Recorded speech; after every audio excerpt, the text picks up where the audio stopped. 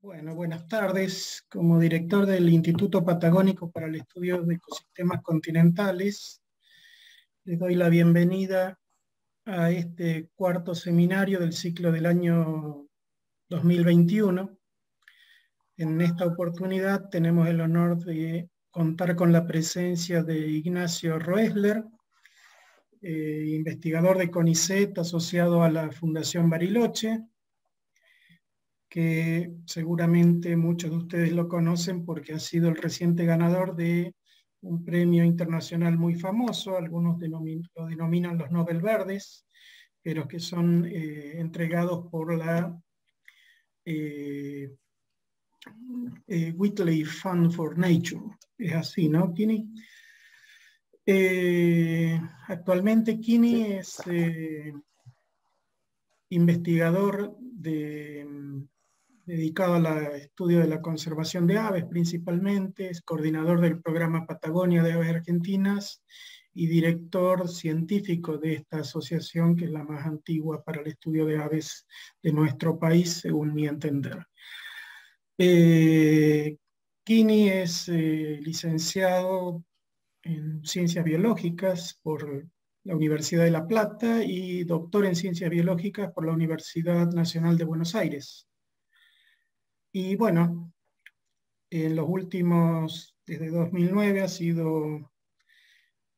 ha estudiado una de las aves icónicas de la Patagonia Argentina y sin más introducción los dejo a ustedes y a vos, Kini. Muchas gracias por tu presencia. Los dejo conectados con él. Antes que nada, les pido por favor que traten de silenciar sus micrófonos. Al final de la charla de Kini vamos a hacer una sesión de preguntas. Las preguntas, por favor, indicarme que desean realizarlas a través del chat y yo los voy anotando.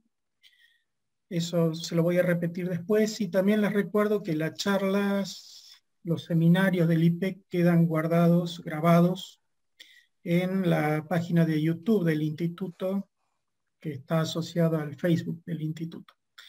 Sin más, adelante, Kini, el espacio es tuyo. Muchas gracias por estar acá. Bueno, gracias, Luciano.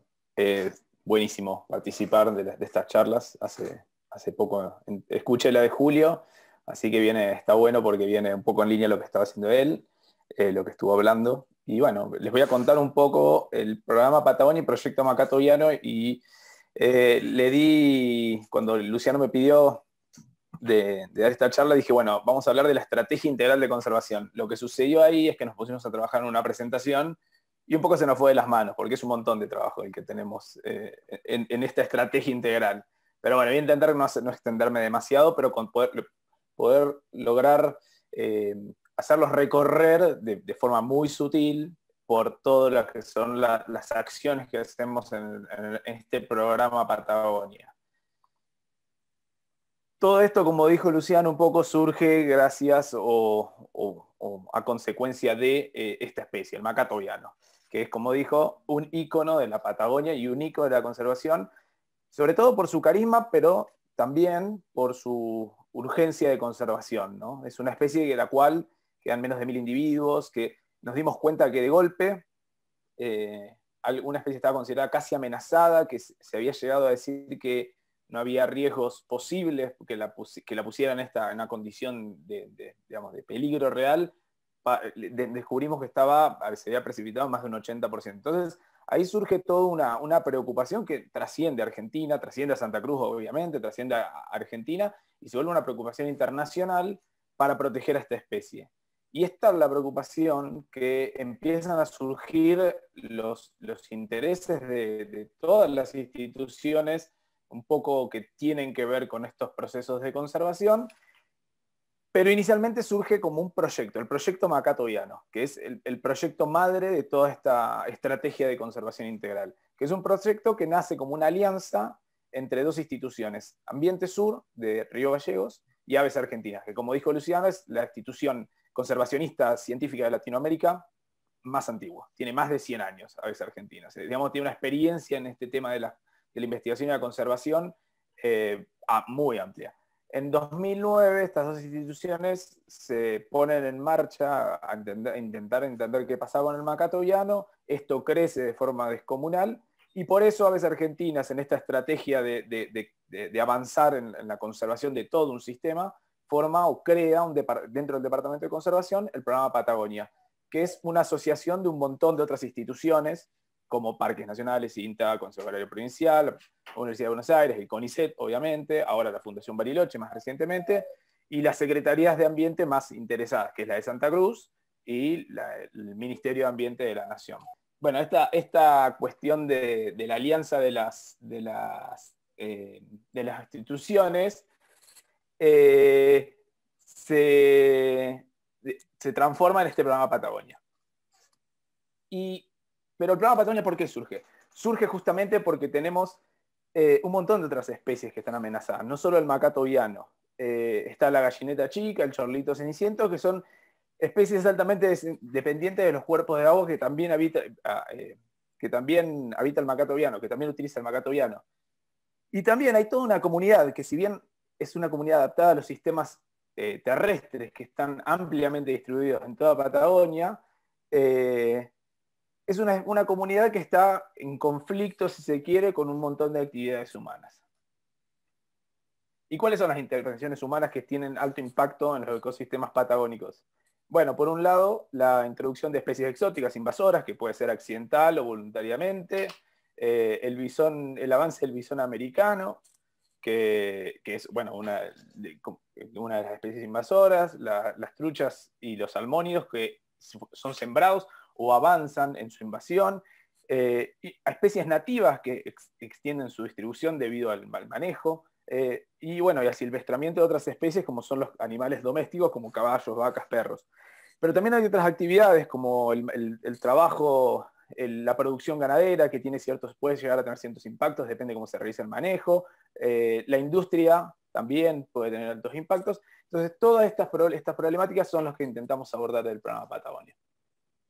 Y hay algo, bueno, obviamente, que tiene que ver mucho con la situación del macato viano y que nos ha tenido un poco en vilo en los últimos tiempos, es el tema de las represas del río Santa Cruz, que ha guiado un poco las líneas de investigación que hemos tenido últimamente. Entonces, ¿qué hacemos del programa Patagonia? Principalmente, el programa Patagonia se basa en investigación, en generar líneas de investigación pero no por la investigación en sí. No, el objetivo del programa Patagonia no es hacer ciencia por hacer ciencia. El objetivo del programa Patagonia es basar las acciones de conservación en líneas de investigación rigurosas. Y para eso necesitamos trabajar no solo con el macato viano, sino con toda la comunidad de la región, y no solo con las especies, digamos, también con los ambientes, con los ecosistemas.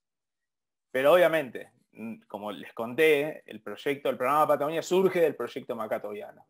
El proyecto macato viano es la estrategia madre y la que basamos gran parte de nuestros esfuerzos. Pero no es un capricho, es por la historia de conservación que les comentaba que vivió el macato viano en las últimas décadas. Desde la década del 80, cuando se lo descubre, empiezan a estudiar y se dan cuenta que de los poco más de 100 y pico de individuos que se conocían inicialmente, en realidad había una población que superaba los 5.000 individuos. Esto se creyó que se mantenía así porque básicamente se lo dejó de estudiar un poco hasta que surgieron unas nuevas alertas de que algo estaba pasando. No sabemos qué pasó al medio, pero entre finales de la década del 90 y principios de la década o finales de la década del 2000, del tipo 2009-2010, la población se redujo en más de un 80%. Entonces, nuestro foco de conservación cayó al macato viano y lo primero fue intentar entender qué era lo que sucedía. Para eso estamos utilizando un montón de estrategias. Por un lado, necesitamos saber desde cuestiones muy básicas de cómo come el macato viano, este gráfico arriba a la derecha, que es esta línea con especies de invertebrados que se relacionan hasta el macato viano, pero hasta cosas no tan obvias como es la migración, cómo se mueve el macato viano, pasando por la estructuración genética de sus poblaciones, porque conocer este tipo de cuestiones que pareciera más teóricas, en realidad es fundamental para saber cuáles son las acciones de conservación necesarias tomar en cada una de las mesetas que la especie habita. ¿no? Cada una de las especies son como, pongámosle, islas. Entonces necesitamos incluso saber hasta ese nivel de información para poder tomar acciones de conservación, realizar acciones de conservación. Y de la misma manera necesitamos tener un montón de información de sus sitios de invernada, que los sitios de invernada es lo que potencialmente pueden llegar a afectar las represas del río Santa Cruz. Y nuevamente tenemos un montón de preguntas en estos sitios de invernada que tienen que guiar nuestras líneas de investigación, desde uso espacial del ambiente, digamos, cómo se distribuyen en sus sitios de invernada, hasta qué factores de amenaza ocurren en los sectores de invernada, o cómo se alimentan ahí también. No se alimentan de lo mismo en las zonas de verano, que por ejemplo no hay peces, que lo que se alimentan en la zona de invierno donde sí hay peces. Entonces necesitamos saber hasta ese tipo de información que aún hoy la tenemos hasta ahí, ¿no? Pero yendo un poquito más allá, digamos, y empezando a pensar en la comunidad, nos dimos cuenta de que había muchas preguntas que se podían responder para proteger al macaco tobiano, en este caso con otras especies. Por ejemplo, el macá plateado, una especie muy similar, pero con una distribución enorme en toda Argentina. Entonces, por ejemplo, una de nuestras líneas de investigación va a entender el comportamiento, la selección de lagunas, las respuestas antidepredatorias, la ecología trófica de esta especie que es, si ustedes la miran, es virtualmente igual, es idéntica, salvo en algunos aspectos de la estética, ¿no? Pero es extremadamente parecida y sin embargo tiene una capacidad de adaptarse a un montón de ambientes que no entendemos el porqué. Tal vez comprender ese porqué nos puede ayudar a entender un montón de aspectos del comportamiento del macá tobiano, sobre todo si estudiamos este macá plateado cuando está con el tobiano y cuando no está con el tobiano. Entonces, vienen como una línea de investigación que probablemente parezcan bastante, entre comillas, incluso hasta volada o fuera de lógica. En realidad nosotros la estamos viendo como una estrategia de investigación principalmente enfocada en la conservación del macá tobiano. Y así pasa lo mismo con otras especies de aves de la región. Por ejemplo, el pato de los torrentes, que hoy, por la Unión Internacional de Conservación de la Naturaleza, no está amenazado. ¿Pero por qué no está amenazado? Porque hay aspectos de esta especie que aún no se terminan de conocer del todo. Por ejemplo, cómo es la relación entre las distintas poblaciones que vienen desde el norte de Sudamérica, el norte de los Andes, hasta Tierra del Fuego. Lo que hoy sabemos, apenas, digamos, con los estudios que tenemos o con la información que tenemos, es que las poblaciones de Patagonia aparentemente están desapareciendo a pasos agigantados. Información nueva lo que dice es que las poblaciones de Patagonia son suficientemente distintas genéticamente de las poblaciones del norte. Entonces lo que estamos teniendo acá es la extinción de una, entre comillas, subespecie que está siendo ignorada por una cuestión de falta de conocimiento de aspectos incluso genéticos, ¿no?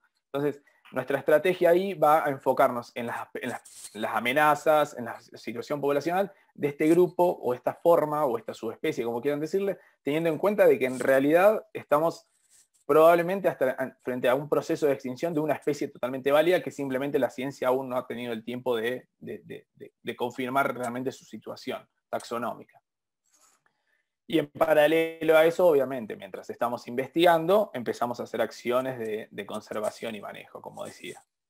Lo mismo para la gallineta chica. La gallineta chica sí está considerada vulnerable a nivel global y amenazada a nivel nacional, y es una especie que no solo, digamos, no solo sabemos que está en un peligro urgente, sino que, por ejemplo, su distribución original se redujo más de un 80%. Digamos, en el siglo XIX, su población llegaba hasta la zona de Santiago de Chile. Hoy su población está casi exclusivamente restringida a la Patagonia Austral, Santa Cruz, un poco de la región de Magallanes en Chile y un poco en Chubut. La especie básicamente colapsó también, si se podría decir, ¿no? Y entonces necesitamos generar herramientas primero para hacer monitoreos a gran escala, entender dónde vive y cómo lo están afectando, qué pasó para que pasara eso, ¿no? Y así seguimos en esta línea que, bueno, les voy a ir mostrando todo lo que hacemos, pero ¿por qué nos van surgiendo las preguntas? Bueno, el chorlito ceniciento es otra de las especies con las que trabajamos. ¿Y por qué? Bueno, obviamente, situación casi amenazada a nivel global, pero principalmente porque es una especie endémica, nidificante de la Patagonia Austral que, no sé si recuerdan el mapa del macá tobiano, pero es muy parecido al mapa del chorlito ceniciento. Probablemente un montón de factores, principalmente ambientales, que estén afectando al chorlito ceniciento o al macá, sean compartidos entre ambas especies. Entonces, empezar a sumar este pool de especies a los estudios nos puede empezar a ayudar a entender patrones globales, no globales a escala mundial, globales digo ambientalmente, que tengan que ver con toda la comunidad. Incluso estas especies, que hay un montón, que no están amenazadas y que, bueno, obviamente no tenemos los recursos para estudiarlas a todas. De la misma manera viene otro grupo muy interesante de especies amenazadas a nivel nacional, los cauquenes migratorios. Y en este caso, tal vez las amenazas son completamente distintas a las de las otras especies que estamos viendo, pero nos ayudan a entender qué otras causas pueden estar generando la pérdida de biodiversidad en Patagonia.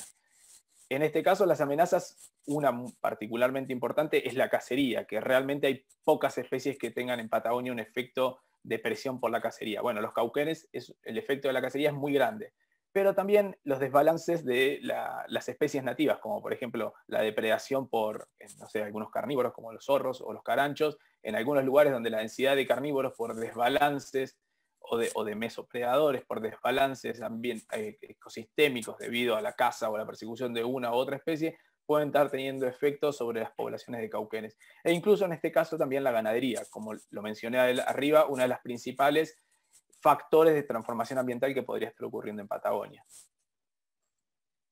Y a medida que empezamos a crecer con el programa Patagonia, saltamos de las aves. Más allá de que esto es un proyecto de Aves Argentinas y Ambiente Sur, dos instituciones enfocadas en las aves, dijimos, bueno, no, hay un montón de otras especies y mamíferos que comparten un montón de las amenazas y comparten un montón de las urgencias. Entonces, sumamos investigadores que empezaron a colaborar y a trabajar con nosotros en otras especies. Una de ellas es el huillín, una especie que su hábitat se redujo, su distribución natural se redujo más de un 80% desde el pasado al presente, ¿no? Hoy, actualmente, en aguas continentales tiene unas pequeñas poblaciones en el Parque Nacional Nahuel Huapi, unos registros en el oeste de Chubut, recientes y muy novedosos, y una pequeña población sobre el Limay, y listo, digamos, la especie está ahí. Entonces, trabajar con estas especies utilizando el know-how y el paraguas que genera el macato viano es interesantísimo. Porque además podemos empezar a realizar y a conectar estas acciones de educación ambiental y difusión que hacemos a través del programa Patagonia entero. Y así empiezan a surgir otras preguntas. Por ejemplo, el chinchillón anaranjado. Chinchillón anaranjado es una especie que es considerada por la SAREM como datos insuficientes. Es decir, tenemos tan poca información que no podemos saber si siquiera está amenazada o no la especie.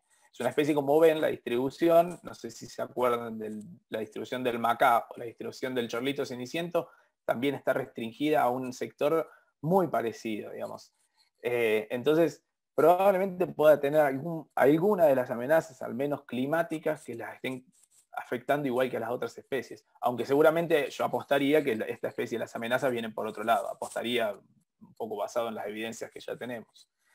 Pero bueno, primero hay que conocerlas. Básicamente lo que dice la SAREM es que no se sabe nada de este bicho. Entonces hay que empezar a entenderlo, a comprender por qué está donde está, dónde está primero, cómo selecciona los lugares, cómo se comporta, cómo detectarlo. Y bueno, y después cuestiones de su biología básica que aún no tenemos ni la menor idea, ¿no?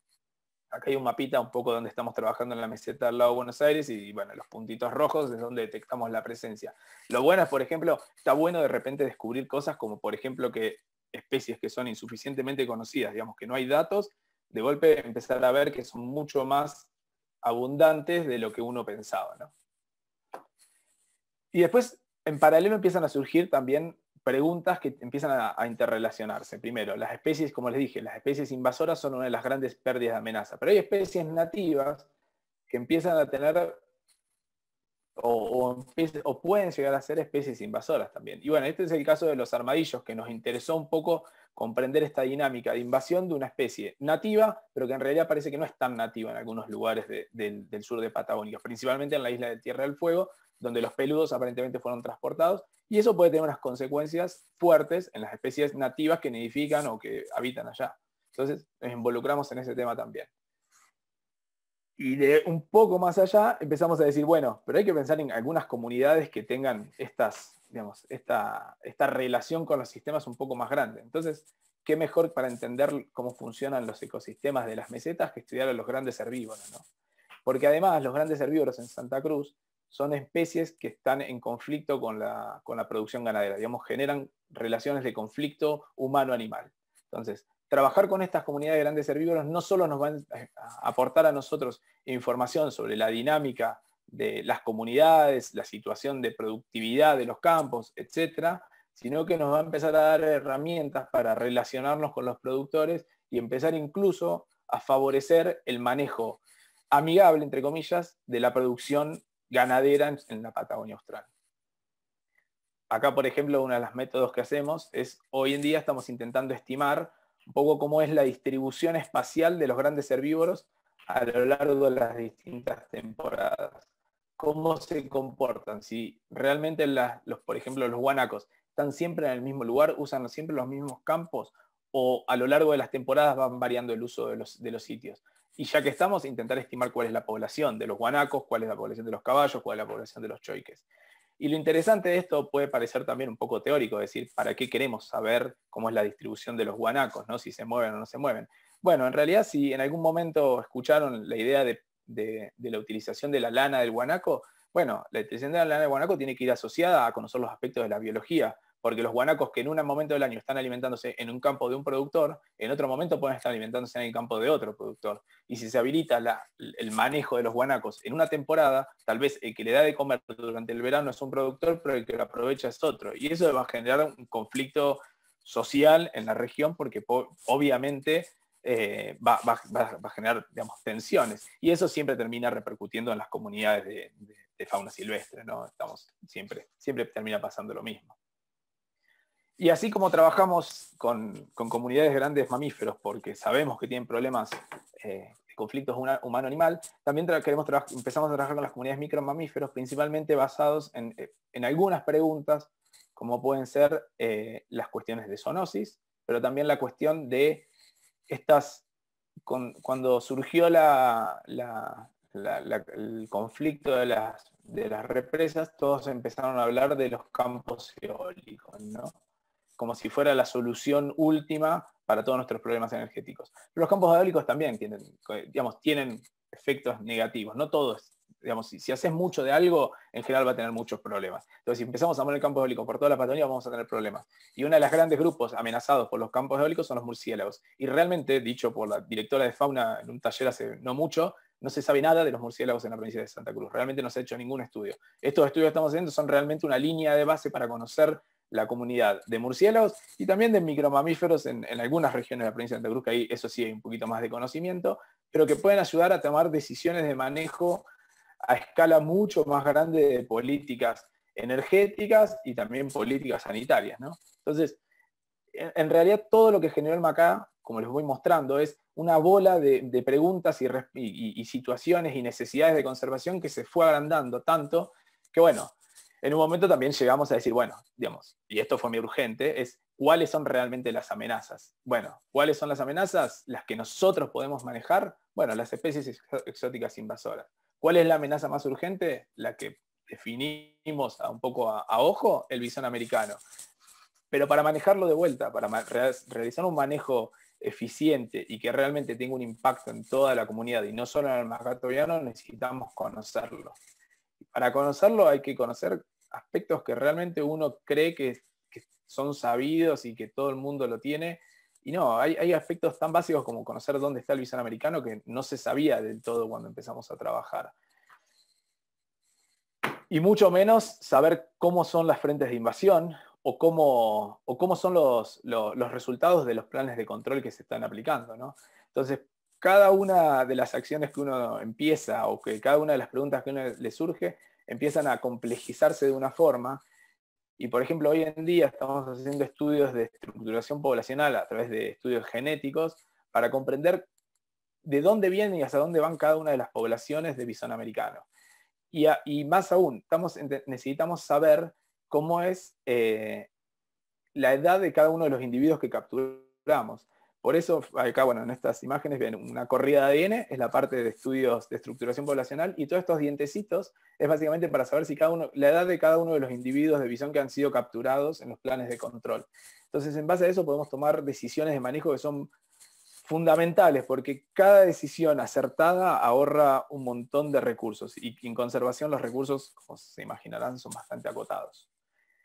Lo mismo para el efecto de la presencia de truchas en las lagunas. Esto es de la robado un poquito a la charla de Julio de hace de unas semanas, es que cuando tenemos un ambiente natural en una estabilidad ideal para la comunidad de aves acuáticas, cuando le introducimos truchas, las cuestiones cambian. Bueno, nosotros tenemos que entender cuál es el cambio, cuál es el efecto de las truchas en las comunidades, para entender cuál es la urgencia de cada uno de los sistemas y en qué estado tienen que estar esas lagunas para que los macaes, principalmente, porque son las especies más amenazadas, más críticamente amenazadas, pueda volver a colonizar ese lugar y a cumplir parte de su ciclo de vida, ¿no? Entonces, en paralelo a eso, cuando ya venimos hablando de los estudios de las especies particulares, los estudios de algunas comunidades de especies, los estudios de las amenazas de esas otras especies, caemos a los estudios ambientales, agarrar los ambientes en sí e intentar entenderlos.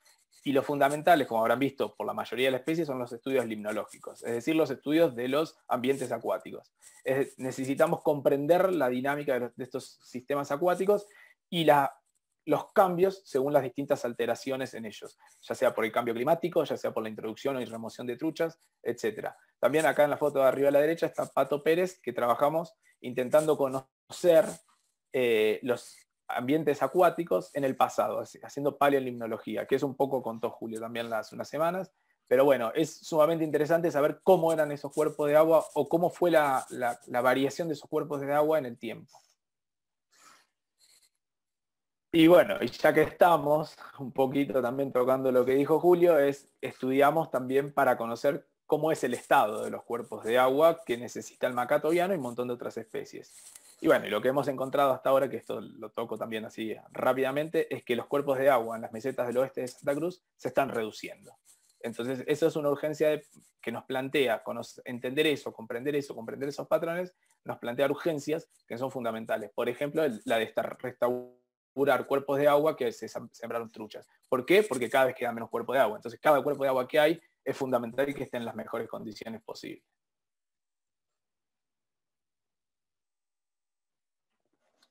Y bueno, entonces, habiendo contado un poco todo lo que estudiamos, les voy a contar todo lo que hacemos con esos estudios. Y lo primero, como siempre, lo que viene es el macato viano. ¿Por qué? Porque es la más urgente de las especies que estamos trabajando. ¿Y cuál es la principal urgencia que se imaginarán que tenemos? Es que el macato viano críe y sea exitoso cada año y que cada año saque muchos pichones.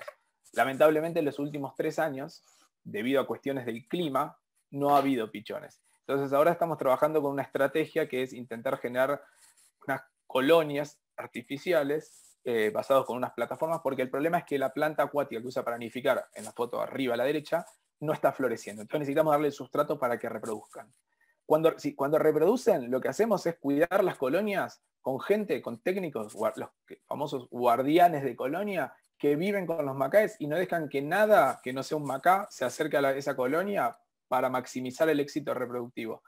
Esto puede parecer medio delirante, pero lo que vimos es que el éxito reproductivo de una colonia con guardianes de colonia versus una sin guardianes de colonia se duplica. Es decir, duplican la cantidad de pichones por pareja cuando ponemos un guardián de colonia. Es decir, una colonia que naturalmente, en las colonias sin protección, sacan 0,3 pichones por pareja, estamos sacando 0,6 pichones por pareja. Es un montón. Parece poco, pero es un montón. Para una especie que tiene un éxito naturalmente bajo. ¿Por qué decimos esto? Porque estudiando la biología básica de la especie, descubrimos que la especie casi en un 97% de los intentos pone 2 huevos, pero solamente cría un pichón. Entonces, de ahí sale otra solución lógica. Es decir, ¿por qué no agarramos ese huevo extra que ellos están poniendo y que no están criando y lo criamos en una incubadora y después lo liberamos? Bueno, eso parece súper sencillo, pero no lo es. Estamos trabajando hace ya como 7 años, creo, en el programa de recría, y aún hoy no hemos logrado sacar ningún pichón de macato viano, aunque sí de macá plateado, así que estamos súper optimistas. El problema es que en los últimos 3 años los macáes no nos dieron huevo, entonces, bueno, tenemos que esperar a que el ciclo cambie. Y bueno, como se podrán imaginar, la otra estrategia urgente es evitar que se pierdan adultos. Por eso surgen hace 8 años el programa de control del bisón americano en la meseta del lago de Buenos Aires, que resultó ser extremadamente exitoso. Pasamos de tener años con más de 30 macaes depredados por bisones a tener cero macaques depredados por bisones en los últimos 8 años. El plan tuvo tanto éxito que empezamos a trabajar con otras instituciones, principalmente con parques nacionales y la Secretaría de Ambiente de la provincia, el Consejo Agrario, en replicar estos planes en un montón de otros sitios, como puede ser el Río de las Vueltas, en el Parque Nacional Los Glaciares, el Parque Nacional Perito Moreno, el Parque Nacional Lanín en Filo Guaum. Y bueno, aparentemente este sistema está siendo bastante bueno y está buenísimo que se empiece a replicar porque está empezando a proteger otras especies, principalmente al pato de los torrentes. Bueno, esto es acá unas imágenes de este programa de control. Y en paralelo al programa de control surgió la idea de tener perros en conservación. ¿Por qué? Para detectar estos bisones en lugares de extremadamente baja densidad. La que escucharon lloriquear era Pacha, que la tenemos acá en Bariloche, es uno de nuestros perros de trabajo y que bueno, en realidad en casa ya es un perro familiar, pero bueno, porque yo no soy el mejor de los entrenadores, tenemos un equipo de entrenadores profesionales con Patrick Buchanan y Fede Durruti, y Nati Cosa, que está aprendiendo ahora a entrenar a Kona. Hobbs, por ejemplo, que es nuestro primer perro, ya está trabajando en el plan de control de bisón americano. Y si, digamos, ya verán que ya nuestro trabajo ya se deriva mucho de lo que es la investigación esta ortodoxa que muchos colegas desarrollan, que está buenísimo, es súper necesario, no estoy criticando, pero nos empezamos a mover en un mundo que es mucho de la urgencia y la necesidad. Sin embargo, los perros de conservación estamos trabajando también en evaluar su eficiencia, porque nosotros necesitamos saber cuán eficiente es trabajar con perros, porque como dije, cada peso que gastamos en Hobbs, en Pacha, en Toro, en Kona, en Jacob, es un peso que necesitamos maximizar para que la conservación sea lo más eficiente posible. Entonces, bueno, son procesos complejos y está bueno tenerlo en cuenta eso, que trabajamos y los evaluamos también. Y por último, como les contaba, el cambio climático nos está haciendo perder cuerpos de agua. Entonces, restaurar ambientes a través de la remoción de truchas es una de las estrategias que realmente la hemos visto como súper importante. Pero para esto necesitamos trabajar con los productores. Digamos, estas lagunas son privadas, están en campos privados, las truchas fueron sembradas por productores, entonces necesitamos realizar planes de manejo y acciones de conservación y manejo asociados a estos productores, ¿no? Porque ellos los sembraron por una actividad productiva más. Legalmente la sembraron, no es que tuvieron ninguna cuestión ilegal. Así que estamos trabajando con ellos, sobre todo con los propietarios de la estancia Laguna Verde hoy y con el propietario de la estancia Cerro Bayo, y la idea es empezar a restaurar las lagunas más importantes para el macatoviano, y bueno, lo estamos haciendo. Ya hemos removido más de debemos estar cercanos a los 4.000 kilos de peces de esas lagunas. Y los éxitos, digamos, los números son súper buenos. Estos son los números de este último año, y en este último año hemos removido más de 45 bisones, hemos evitado el desarrollo de más de 700 huevos de gaviota cocinera, es decir, que intentamos reducir el éxito reproductivo de la gaviota cocinera, y ya estamos trabajando con 3 estancias en acuerdos para la remoción de la restauración de cuerpos de agua. Uy, acá se me escapó una foto. Bueno, en paralelo también trabajamos en conservación puntual de las especies, como les he dicho. Y, por ejemplo, en los cauquenes, como les conté, la ganadería, la cacería, la depredación la depredación por algunos depredadores son las principales amenazas. Entonces trabajamos en acciones de manejo concretamente dirigidas a estas especies. Ahí está, perdón. Y en paralelo, con los ganaderos, para no plantear estos problemas como que si su actividad sea solamente problemática, trabajamos con ellos para intentar reducir los conflictos humano-animal. Una de nuestras estrategias más fuertes es la de los perros pastores de ganado, los perros que cuidan ovejas, básicamente. Y esto es un programa que, si bien empezó hace un par de años y es difícil de avanzar muy rápido, porque bueno, obviamente hay que trabajar con arreglos con los productores, con perros que hay que ir generando, ¿no? Y trabajándolos. Lo bueno es que estamos trabajando con el INTA Bariloche, que son gente que tiene una experiencia muy grande y realmente tiene una capacidad de capacitar y de entrenar no solo a los perros, sino a los productores para que los éxitos sean muy buenos. Y, por ejemplo, en el campo que estamos trabajando hoy, para que se den una idea, desde que están los perros pastores, los pumas, el año antes de llegar a los perros pastores, habían matado más de 450 ovejas. A partir de que están los perros pastores, los pumas no han matado más de 50 ovejas por temporada. Esto es, digamos, un éxito rotundo, porque está bien, tiene que ver con la producción, pero una vez que un productor ve que hay algo que funciona y que tiene una repercusión en su economía, obviamente lo va a empezar a desarrollar, va a empezar a hablar, va a empezar a promover la actividad. Y tener perros protectores no solamente implica perder menos ovejas, también implica que haya menos puma depredado porque hay menos pumas interactuando con el ganado. Entonces, es un win-win. Es una actividad que para mí está buenísima. Y todo este proceso, porque es una estrategia integral, es porque está enmarcado en un montón de otras acciones que no tienen que ver ni con las acciones de manejo ni con la ciencia. Tiene que ver también con llevar lo que hacemos a la sociedad. Y para eso tenemos una rama muy fuerte a través del trabajo incansable de Pablo Hernández de educación ambiental.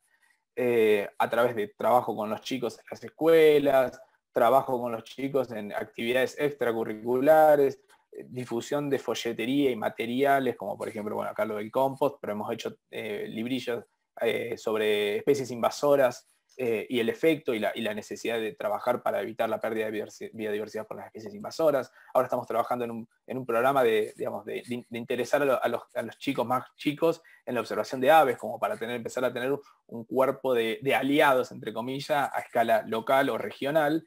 Y lo loco de esto es que como el proyecto empezó hace 10 años, ya chicos que estaban en la escuela primaria, los primeros en secundario, cuando Pablo empezó a trabajar en educación ambiental, ya hoy en día son voluntarios de nuestro proyecto o incluso trabajan con nosotros en el proyecto. Digamos, ya tenemos una generación de chicos locales que ya están en condiciones de sumarse a las tareas de conservación. Y eso para mí es un logro alucinante de un proyecto que trasciende la barrera de lo que estamos acostumbrados dentro del mundo más académico, ¿no?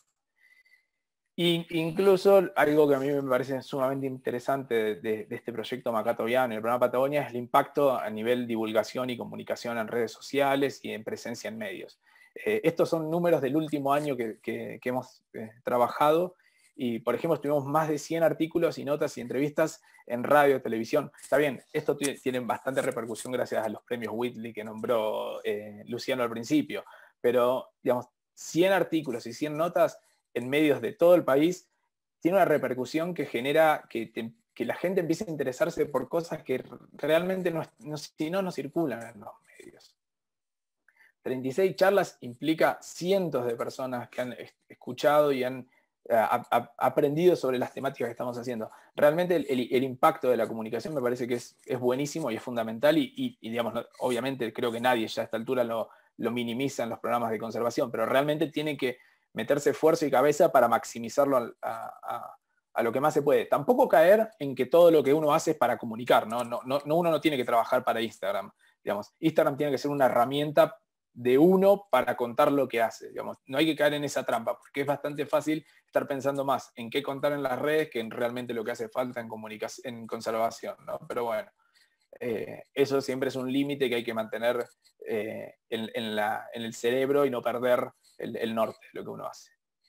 Y algo acá, porque me encantaría que haya algunos académicos o investigadores escuchando, uno de los grandes logros de este programa es la creación de la Estación Biológica Juan Mazar Barnett en el noroeste de la provincia de Santa Cruz, al sur de la meseta del Lago de Buenos Aires, pegadita al Parque Nacional Patagonia, que es una estación abierta a la comunidad, cualquiera puede ir a usarla como base de investigación, no es la base de operación solo del proyecto Macatoviano del programa Patagonia, sino que es un centro abierto, pertenece a Aves Argentinas, pero está, digamos, totalmente disponible a la comunidad, tiene recursos, tiene vehículos, tiene técnicos capacitados, tiene internet, tiene laboratorios, tiene más de 20 camas digamos, para alojar gente.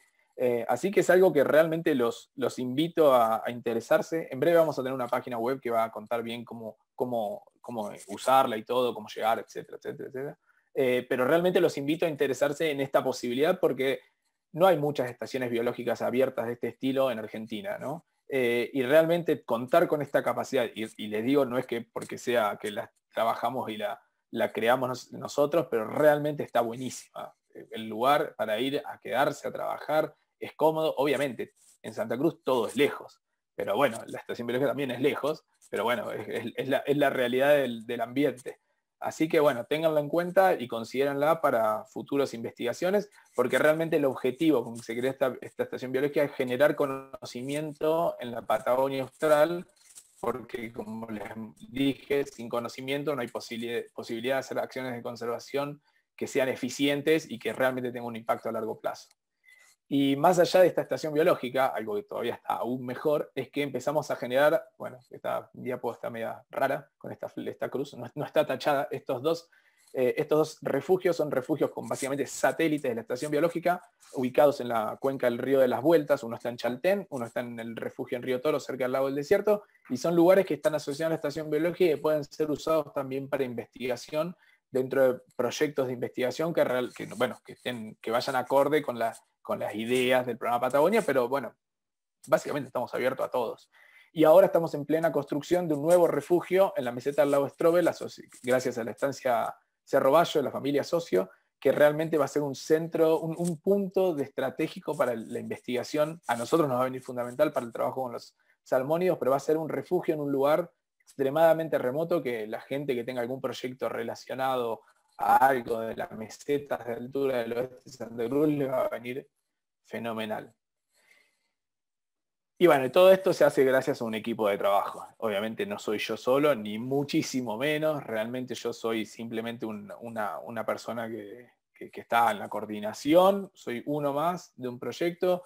Quedé en la coordinación junto con Lali Fasola porque arrancamos hace un montón.